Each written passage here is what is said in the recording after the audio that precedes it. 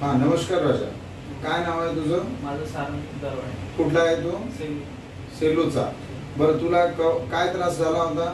मला जिम मध्ये डेडलिफ्ट मारताना बॅक मध्ये पेन आला होता. कमरेमध्ये दुखणं आलं होतं. कमरेमध्ये दुखणं आलं होतं. बरोबर बरोबर. तिथल्या सरांनी मला सांगितलं की फिजिओथेरपी करा म्हणून. बरोबर आहे. त्यानंतर मी इकडे आलो. फिजिओथेरपीसाठी आला सर? फिजिओथेरपीसाठी आलो. बरोबर.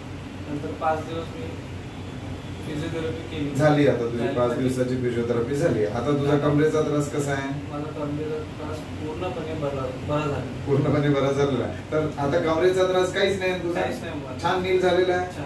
आता थोडस 2-4 दिवस वॉर्मअप एक्सरसाइज करायची साधी, आणि त्याच्यानंतर मग तू परत जिम सुरू करू शकते आरामात. छान, धन्यवाद तुझा.